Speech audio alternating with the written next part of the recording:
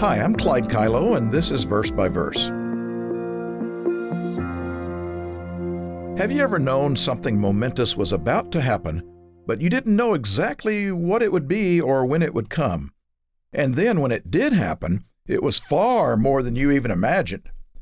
That's how it must have been for the 120 or so disciples of Christ who were gathered in Jerusalem in 31 AD, just a few days after Jesus had ascended into heaven.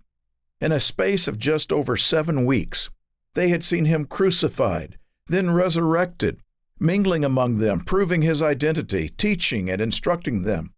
And then after 40 days, and just before he ascended, he told them to wait in Jerusalem until they would receive what the Father had promised, the Holy Spirit of God coming upon them. A few days later came one of God's annual festivals, the day of Pentecost. And that one would be unlike any other before or since. By the end of that day, they would have been right in the middle of some of the most astounding miracles ever seen, the greatest of which being some 3,000 people being imbued in their minds with the Spirit of God. Other verse-by-verse blogs and a number of articles on lifeopentruth.com explain the many events and meanings of this amazing day. But in this episode, I want to focus on one element of human existence that is so desperately needed in life and yet can only be attained through the working of God's Spirit.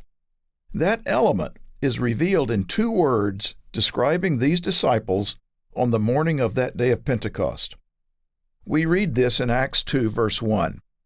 When the day of Pentecost had fully come, they were all with one accord in one place. What is so significant about that statement? One accord. They were all with one accord. Now, this was a group of people who just a few weeks earlier had not been of such like mind. The disciples had squabbled among themselves about who would be the greatest at the Passover, no less, the last meal Jesus was having with them. They had even argued with him that night, and eventually, in fear and human weakness, had abandoned him. And yet, here they were now, united, humbled, praying, obeying, with one accord. God seemed to inspire Luke, the author of Acts, to focus especially on this issue of unity because Luke uses these words, one accord, far more than we find anywhere else in the Bible. Besides on this Pentecost, he points out at other times in Acts that they were in one accord in prayer, that they had one accord in the temple and fellowship, and that in times of trial they were of one accord, that the apostles were of one accord, and later, as the gospel spread, that those who heard were of one accord in heeding that message, and that even when the church was challenged internally with some potentially divisive doctrinal questions, they were of such a spirit that they came to one accord in resolving them. These statements are remarkable because if there is one thing that we all can be united on, it's the fact that we humans find it very, very difficult to be united. Could it be because true unity is, at its core, a spiritual issue? By that, I mean the Bible identifies 2 spirits at work in life. It shows how it takes the working of God's Spirit to bring to the table the love, the joy, the peace, the long-suffering, the gentleness, the goodness, the humility, and the self-control that is needed in life in general, but is also needed to achieve unity. These elements are called the fruit of the Spirit in Galatians 5:22 and 23. On the other hand, the working of the human spirit, our common ways of thinking and acting, also listed in Galatians 5 as the works of the flesh, only results in disunity and discord.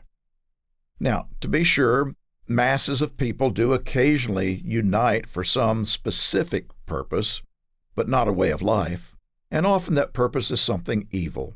Luke also uses the words one accord 3 times in Acts to describe how enemies of God's people united to persecute them.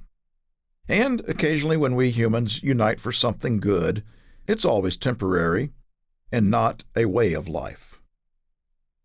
Now, when God started His church on that day of Pentecost in Acts 2, He did it by giving His Spirit to a group of strangers, many from different nations, not even speaking the same languages, but they had the same mind.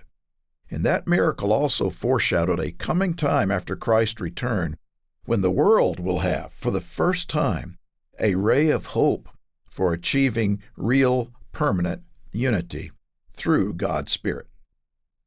Now, sad to say, within the church, as the years went by and throughout history, it has proven challenging to maintain one accord. It is a spiritual challenge, one we must rise to by not walking according to the flesh, but according to the Spirit, as Paul said in Romans 8:4.